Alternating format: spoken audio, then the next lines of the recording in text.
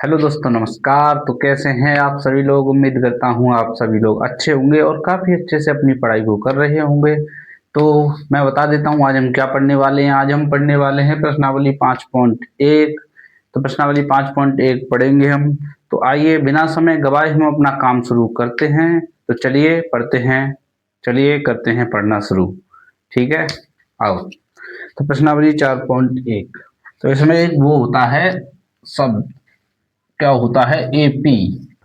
एक शब्द होता है एपी। एपी का मतलब क्या होता है, इसका मतलब होता है अरिथमेटिक, अरिथमेटिक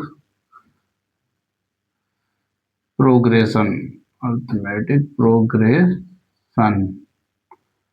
ठीक है। अब अरिथमेटिक प्रोग्रेशन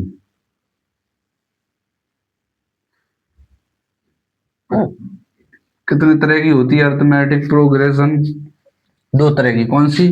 एक तो होती है फाइनाइट, फाइनाइट एपी, और दूसरी दूसरी होती है infinite AP, infinite AP. Hindi में अगर मैं बोलूं तो परिमित एपी, परिमित एपी, और इसे बोलूं तो ये हो जाएगा अपरिमित एपी, अपरिमित, अपरिमित एपी। ठीक है। अब परिमित एपी और अपरिमित एपी में क्या अंतर है, परिमित एपी और अपरिमित एपी में क्या अंतर है, पहले उसे समझते हैं। ठीक है। तो चलिए, परिमित एपी क्या होते हैं। तो परिमित एपी उन्हें कहते हैं, जैसे मान लीजिए परिमित AP 2, 4, 6, 8, 10, 3, 5, 7, 9 dot dot dot dot 17 हैं।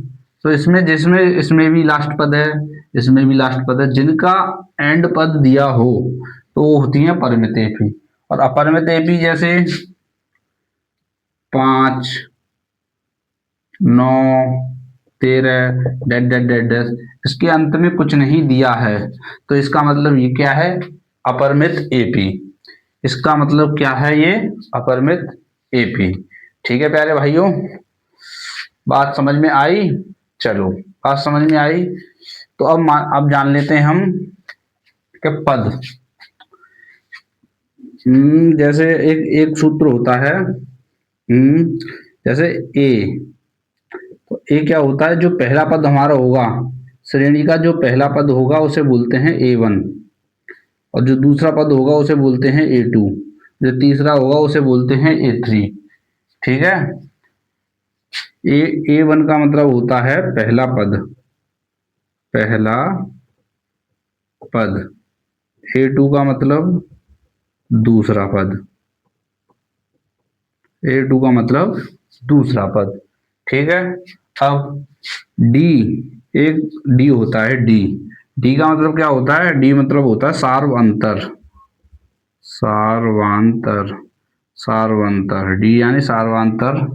सार्वांतर कैसे निकालते हैं, दूसरे पद में से पहले वाला पद घटा के, यानी कि A2 माइनस A1 करेंगे तो हमारा D1 आ जाएगा। अगर D2 निकालना है हमें तो D2 कैसे निकलेगा, A3 में से A2 घटाएंगे, A3 माइनस A2, तो हमारा क्या आ जाएगा, D2। अब हम मान लीजिए हमें n पदों की संख्या निकालनी है, n पदों की संख्या निकालनी। हम मान लीजिए कि जैसे हमें n पदों की संख्या निकालनी है। ठीक है, n पदों की संख्या तो कैसे निकालेंगे। तो n पदों की संख्या निकालने के लिए एक सूत्र होता है।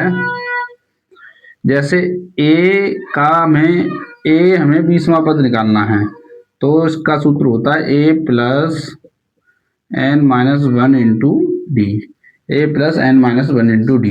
जैसे a 20 निकालना है तो कैसे निकालेंगे, a का 20वां पद, a का 20वां पद हमें निकालना है तो कैसे निकालेंगे, a प्लस n कितना है हमारा 20 माइनस 1 गुणा डी, तो कितना आ जाएगा a प्लस 19 डी।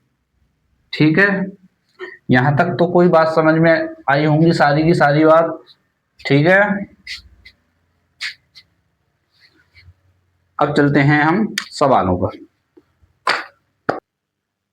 चलो बच्चों देखते हैं सवाल पर आते हैं। सवाल क्या कह रहा है, निम्नलिखित स्थितियों में से किन संख्याओं की सूची एपी है और क्यों? किन संख्याओं की सूची एपी है और क्यों? प्रत्येक किलोमीटर के बाद टैक्सी का किराया, सवाल नंबर 1 है हमारा, प्रत्येक किलोमीटर के बाद टैक्सी का किराया जबकि प्रथम किलोमीटर के लिए किराया 15 रुपये है और प्रत्येक किलोमीटर के लिए अतिरिक्त किराया 8 रुपये है। अच्छा, जैसे तो सबसे पहले लिखेंगे यहाँ पे हल। अब जैसे मान लीजिए आप ये चल रही है, प्रथम यहाँ से चले तो प्रथम किलोमीटर 1 किलोमीटर के लिए किराया है 15 रुपये फिक्स। अब उसके अलावा जितना अतिरिक्त स्टेप वो चलेगी, उसके अलावा जितना स्टेप आगे चलेगी उसके लिए प्रत्येक अतिरिक्त किलोमीटर के लिए किराया 8 रुपये है, यानी कि 1 किलोमीटर और चलेगी वो आगे, तो फिर 15 प्लस 8 कितना देना पड़ेगा उसे, 23। फिर 1 किलोमीटर और चलेगी तो फिर कितना हो जाएगा, 23 प्लस 8 कितना हो गया, 31। 15 किलोमीटर फिर 1 किलोमीटर और फिर चली तो फिर 31 प्लस 8 तो कितना हो गया, 39। यानी कि ऐसे, ठीक है। तो क्या कह रहा है, अतिरिक्त किराया है, एपी है और क्यों, ये बताना है हमें, ठीक है। तो यहाँ लिखेंगे दिया है क्या, प्रत्येक किलोमीटर के प्रथम किलोमीटर के लिए किराया दिया है, प्रथम किलोमीटर के लिए किराया कितना है, 15 रुपये। 15 प्रथम किलोमीटर, यानी प्रथम किलोमीटर का मतलब हो गया ये A1 बराबर 15, ठीक है। प्रथम किलोमीटर का मतलब A1 बराबर 15, ठीक है, दिया है। और प्रत्येक, तो अब A2 कितना होगा, प्रत्येक अतिरिक्त किलोमीटर के लिए 8 रुपये अलग हैं, तो इसमें 8 8 और जोड़ेंगे तो A2 हो जाएगा हमारा कितना, 23, और A3 31, ठीक है। अब डी निकालेंगे हम, डी। तो हमारी जो वो क्या नाम है, हमारा जो श्रेणी बनेगी वो क्या बनेगी, 15 फिर 23 और 8 कितना हो जाएगा, 31 39, ये बनेगी हमारी श्रेणी। ये हो जाएगा A1, ये हो जाएगा A2, ये A3, ये A4, ठीक है। चलो अब डी हमें निकालना है D1। तो D1 कैसे निकलेगा, A2 माइनस A1 बराबर A2 कितना है 23 माइनस A1 कितना है 15, तो बराबर कितना आएगा 8। 23 में से 15 घटेंगे तो 8 ही तो आएगा। अब D2 कैसे निकालेंगे, A3 माइनस A2, तो A3 माइनस A2 बराबर कितना है 31 माइनस 23 बराबर 8। अब D3 निकाल लेंगे, D3 A4 minus A3, A4 minus A3 बराबर 39 माइनस 31 तो आ जाएगा 8। तो यहाँ पर सभी का डिफरेंस जो है A2 D1 D2 D3 सभी का डिफरेंस जो है वो बराबर आया है, ठीक है। तो क्या लिखेंगे, यहाँ पर लिखेंगे D1 बराबर D2 बराबर D3, अतः यह श्रेणी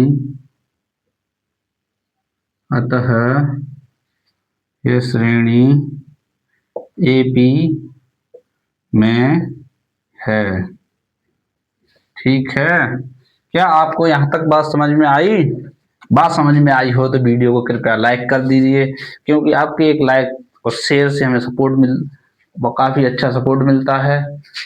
और वीडियो अगर अच्छी लग रही हो, अगर आपको लगता हो कि इससे आपके दोस्तों को भी मदद मिल सकती है, तो अपने दोस्तों को भी शेयर कर दो, क्योंकि आपका तो शेयर करने में क्या जा रहा है, आपके दोस्तों का किसी का फायदा हो जाए तो आपके लिए अच्छी बात है कि नहीं।